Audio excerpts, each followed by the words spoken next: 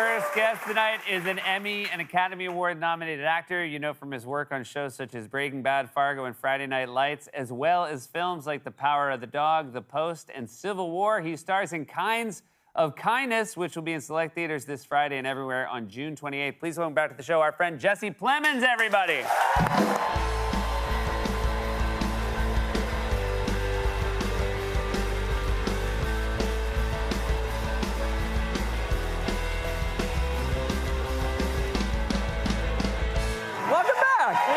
I'm so happy to have you here. Glad to be back. Last time we saw each other was at a party after the Emmys where we were both losers. That's right, yeah. But I felt like we found strength in one another.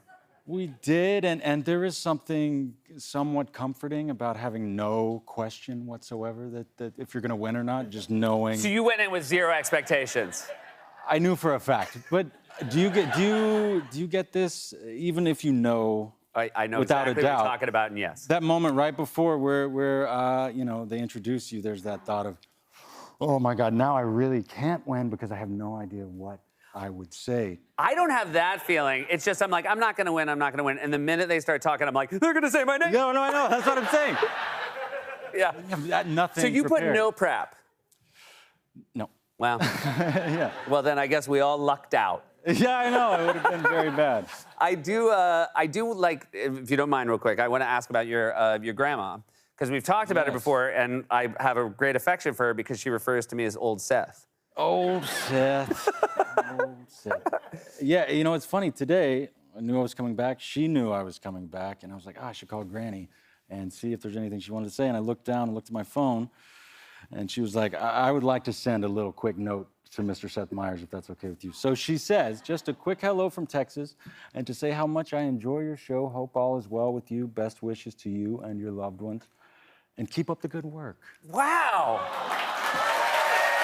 Love you, Granny. Thank you, Granny. Keep up the good work. I mean, I'm, you know, neither of my grandmothers are still with us, but neither one ever said anything that nice. I know.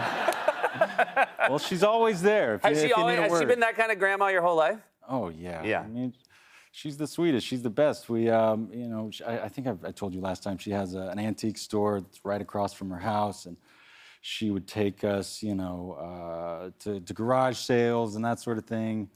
She's a terrible driver, but, you know, you can't... You got to take the good and the bad, right? Like I have memories of going the wrong way down one-way streets and that sort of thing. But yeah, but I would imagine. Sorry, Granny. Yeah, that's hard for her right now. She's like, how did this turn into a criticism? I know. We were talking about your kids, 6 and 3. Yep. And they're coming to the city for the first time. They're here right now. Yeah, I've been doing press all day, but I just saw them on their way back from the Natural History Museum, and they were jacked on ice cream. Yeah. Yeah, the first time in New York, you bring them to see dinosaur bones and give them some ice cream, they're going to be off the walls. Yeah. Yeah. Yeah, for sure. Your beautiful wife, your talented wife, Kirsten Dunst, one of our favorites as well. One of my favorite movies of the year, Civil War, where she's just absolutely fantastic. How about Love Kirsten it so much, Dunst? Civil War. Yeah. Last time she was here, you have one scene. You have an incredibly memorable scene playing a bad guy. I hope you don't mind me saying that. I think you could say that about him. Okay, great. Yeah. And yet there was this really where the sunglasses did not seem to match the man.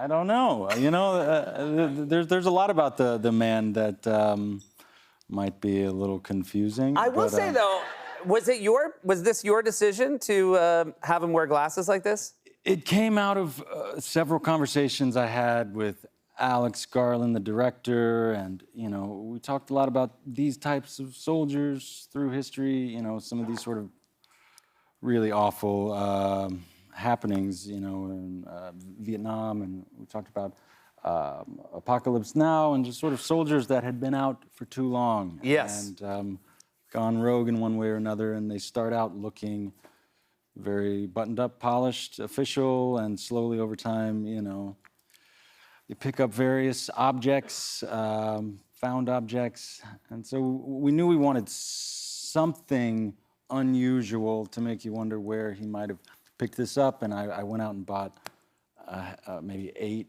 sunglasses from vintage stores, and right before we shot, tried them all, and those are what we landed on. It's, I will say there is really something, you know, they're funny when you first look at them. It's haunting within the body of the scene because you realize someone who's wearing these is actually not easy to reason with. And that's the hauntingness of the scene is you have all the power and people are trying to reason with you and you're like, I don't think you're going to get through to this guy. Yeah, I think that ship has sailed for reason. Yeah, you might be long past that point. I want to talk about your great new film, but first, we're going to go to commercial. We'll be right back with Jesse after this.